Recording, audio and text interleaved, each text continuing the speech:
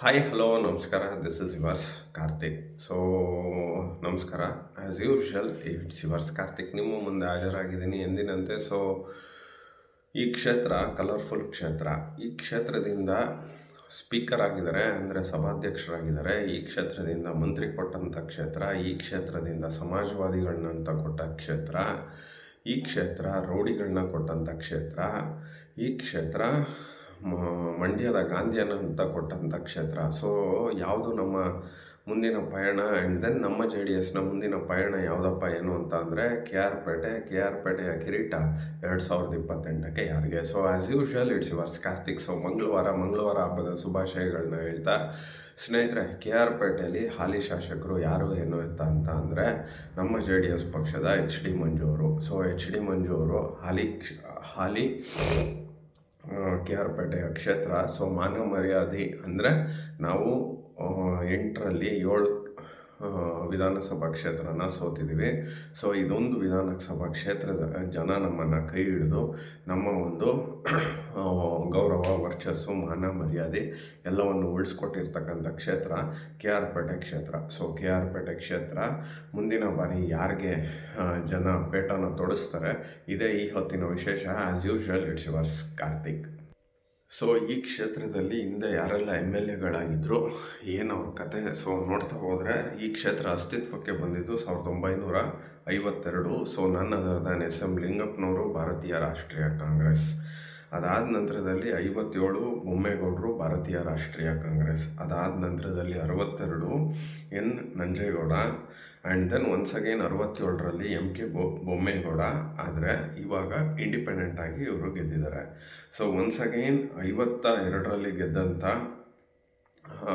ನಮ್ಮ SM ಲಿಂಗಪ್ಪನವರು ಮತ್ತು 1972ರಲ್ಲಿ ಭಾರತೀಯ ರಾಷ್ಟ್ರೀಯ ಕಾಂಗ್ರೆಸ್. ಸೊ 78ರಲ್ಲಿ ಕಾಂಗ್ರೆಸ್ ಒಡೆದು ಚೂರಾಗಿತ್ತು. ತದನಂತರದಲ್ಲಿ ಇವ್ರಿಗೆ ಮಂತ್ರಿ ಕೊಡಬೇಕಾಗಿತ್ತು.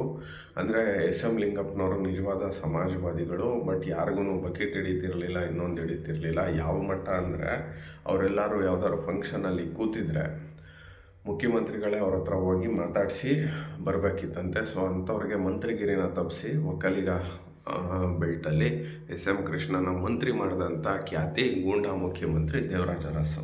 ಸೊ ಇರಲಿ, 78ರಲ್ಲಿ ಒನ್ಸ್ ಅಗೈನ್ SM ಲಿಂಗಪ್ಪನವರು, 83ರಲ್ಲಿ M ಪುಟ್ಟಸ್ವಾಮಿಗೌಡರು ಕಾಂಗ್ರೆಸ್ಸು, 85ರಲ್ಲಿ ಸೊ ಕ್ಯಾರ್ಪೇಟೆಯ ಗಾಂಧಿ, ಮಂಡ್ಯ ಜಿಲ್ಲೆಯ ಗಾಂಧಿ ಕೃಷ್ಣ ಅವರು ಎಂಟ್ರಿ ಕೊಡ್ತಾರೆ, ನಮ್ಮ ಜನತಾ ಪಕ್ಷ.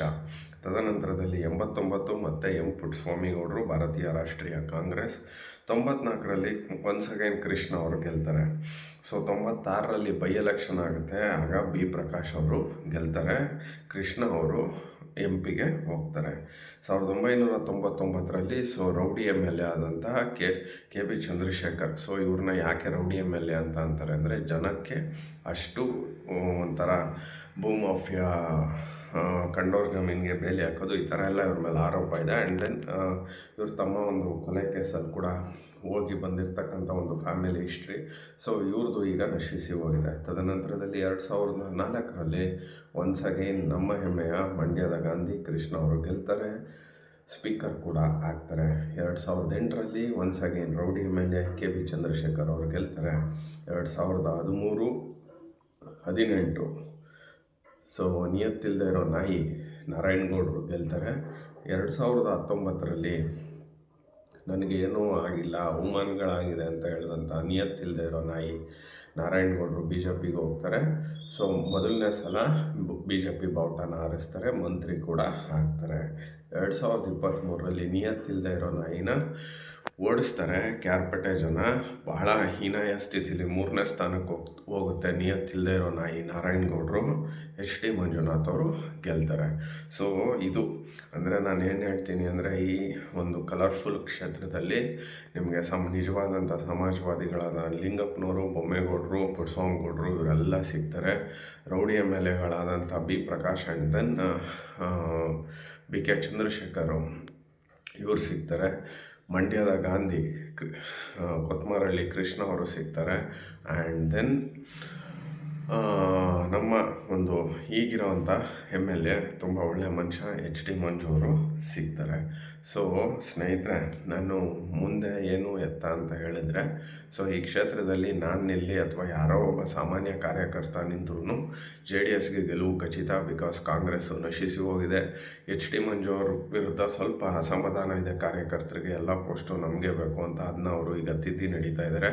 ಸೊ HD ಮಂಜು ಅವ್ರಿಗೆ ಒಂದು ವೇಳೆ ಮೈತ್ರಿ ಅಭ್ಯರ್ಥಿಯಾಗಿ ನಿಂತರೆ ಸೊ ಗೆದ್ದೇ ಗೆಲ್ತಾರೆ. ಒಂದು ವೇಳೆ ಮೈತ್ರಿ ಅಭ್ಯರ್ಥಿಯಾಗಿ ನಿಯತ್ತಿಲ್ಲದೆ ಇರೋ ನಾಯಿ ನಾರಾಯಣಗೌಡನಿಗೇನಾದರೂ ಕೊಟ್ಟರೆ ಅವರು ಕೂಡ ಗೆಲ್ತಾರೆ. ಸೊ ಅನುಮಾನನೇ ಇಲ್ಲ. ಆದರೆ ನಮಗೇನು ಬೇಜಾರು ಅಂದರೆ, ನಿಯತ್ತಿಲ್ಲದೆ ಇರೋ ನಾಯಿ ನಾರಾಯಣಗೌಡರು ಇರಲಿ. ಅದರಲ್ಲಿ ಬೇರೆ ಪಾಪ ಇವಾಗ ಇದೊಂದು ನಿಯತ್ತಿಲ್ಲದೆ ಇರೋ ನಾಯಿ, ಅಲ್ಲೊಂದು ಹಾಸನದ ನಾಯಿ ಪ್ರೀತಮ್ ಗೌಡರು, ಇನ್ನು ಪಾಪ ಪಕ್ಷೇತರವಾಗಿ ಗೆದ್ದು ಕಡ್ದು ಕಟ್ಟಾಕ್ದಂಥ ಸುಮಲತಾ ಅವರು, ಸಚ್ಚಿದಾನಂದ ಇವರೆಲ್ಲ ಸೇರ್ಕೊಂಡು ಏನೋ ಮಾಡಿದ್ರು.